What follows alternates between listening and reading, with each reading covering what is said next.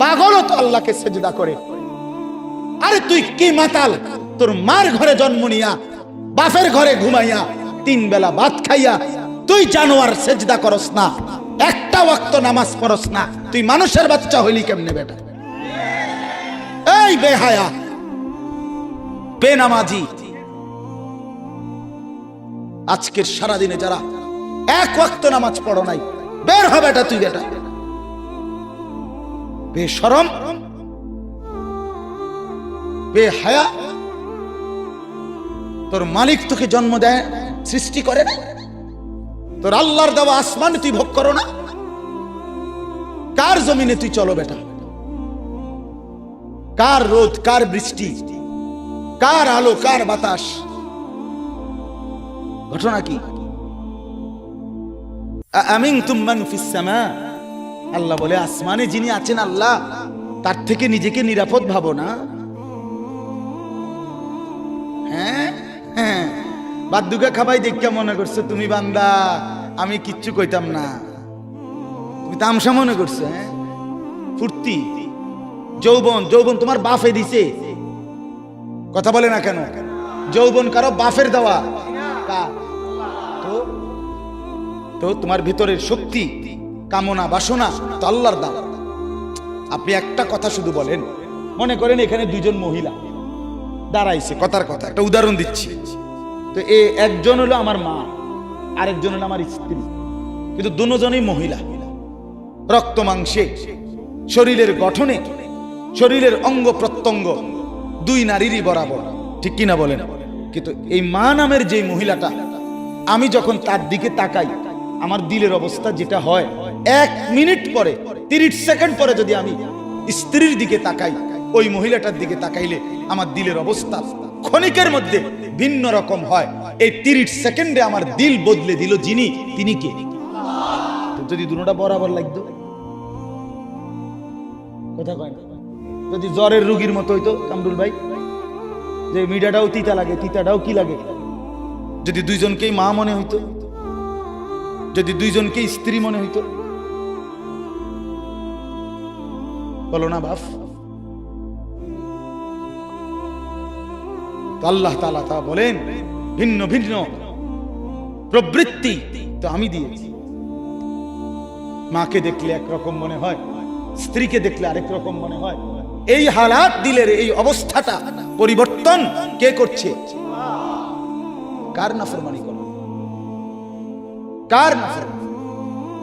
এজন্য লজ্জা থাকলে, আমার কথা শেষ, শরম যদি থাকে, মায়ের দুধ যদি খেয়ে থাকো, আমি বললাম বেনামাজি ছেলেরা আজকের রাতে এশার নামাজ পড়ো।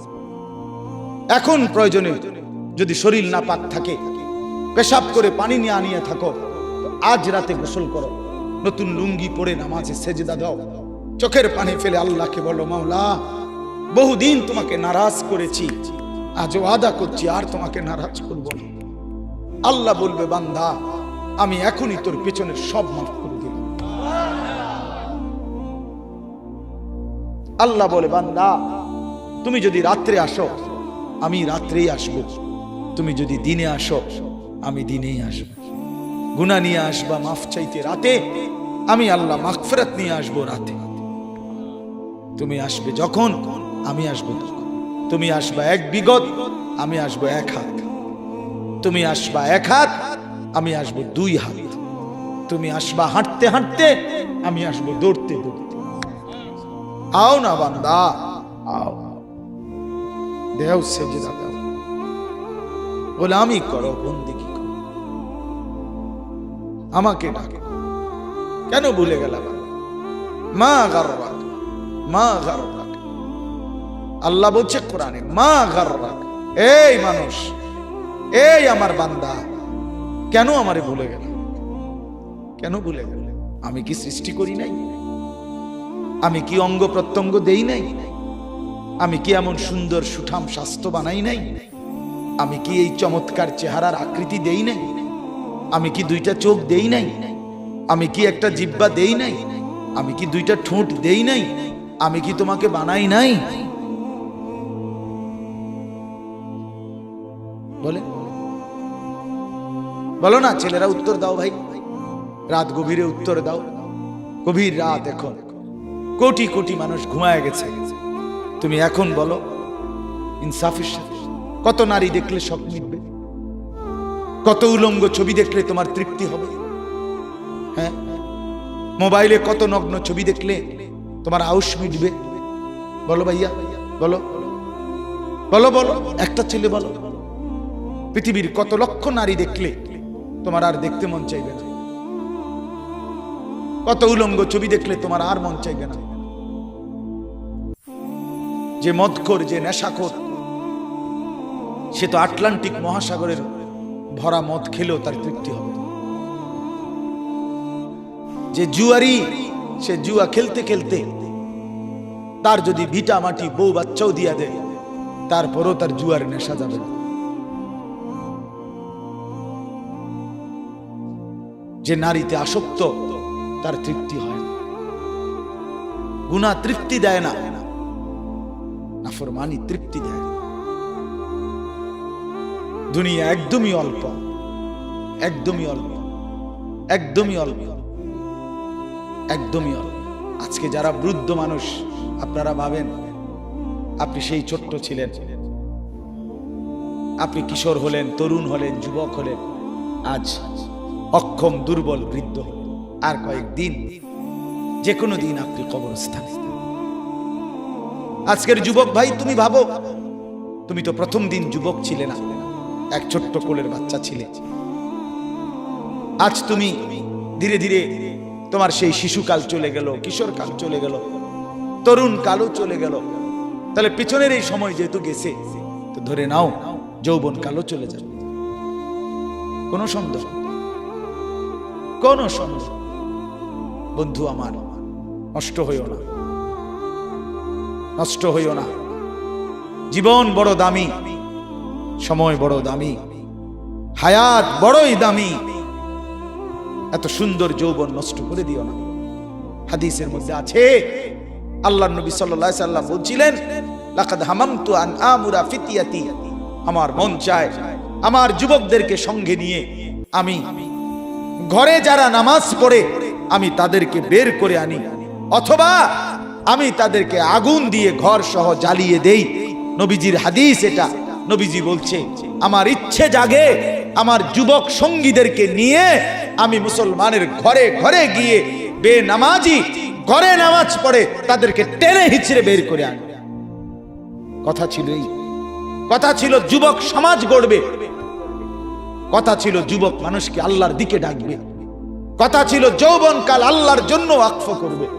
আজ দিয়া দিছে নারীর কাছে, জিনার ব্যভিচারের কাছে, মদ আর জুয়ার কাছে, মোবাইলের কাছে। আস্তাগফিরুল্লাহ, আস্তাগফিরুল্লাহ, আস্তাগফিরুল্লাহ। এক নারী এত দরকার, এক মেয়ে এত দরকার যে দুনিয়া ভুলতে হবে, আখিরাত ভুলে যেতে হবে, সমাজ ভুলে যেতে হবে। এক নারীর মধ্যে এতটা কি হয়ে গেল যে এটার পিছনে সারাক্ষণ সময় দিতে হবে। এটা কি এমন আশ্চর্য বস্তু? নারী আর পুরুষের, স্বামী আর স্ত্রীর মিলনেই তো পৃথিবীর সেই আদম হাওয়া থেকে এই পর্যন্ত মানুষের ধারাবাহিকতা। তো এটা তো একটা স্বাভাবিক প্রক্রিয়া। হাজারো কোটি মানুষ পৃথিবীতে স্বামী আর স্ত্রীর পবিত্র বন্ধন হইছে, তো সেটা তুমি একটু অপেক্ষা করলে তোমার জীবনেও আসবে। কথা বলেন না কেন? এটা একটা সহজ বিষয় না। আল্লাহ তাআলা আমাদেরকে বুঝার তৌফিক দান করেন। চলেন তরজমা শুনেন। আল্লাহ তাআলা বলেন, ওয়াদরিব লাহুম মাসালাল হায়াতিদ দুনিয়া। হে নবী, আপনি আমার বান্দাদের নিকট, এই শেষ তরজমা বললেই শেষ। শুনতেছেন? আল্লাহ বলেন, হে নবী, আপনি আমার বান্দাদের নিকটে দুনিয়ার জীবনের দৃষ্টান্ত, উপমা, পরিমাণ, পরিধি বর্ণনা করেন। দুনিয়া কদ্দুর, দুনিয়ার হায়াত কদ্দুর। আল্লাহ বলেন একটা উদাহরণ দিয়া বুঝান। নবীকে বলছে, কি দিয়া বুঝান? উদাহরণ। তো আল্লাহ উদাহরণ দিছে, মনে করেন এটা একটা ধান ক্ষেত, এই একটা ধান ক্ষেতের উদাহরণ। আল্লাহ বলেন, কৃষক এটার মধ্যে জ্বালা ফেলাইছে, ওই যে ধান, এটা জ্বালানি করে, শুনতেছেন তো? জ্বালা ফেলাইছে। এই শুরু হলো তার ধান এর প্রক্রিয়ার প্রথম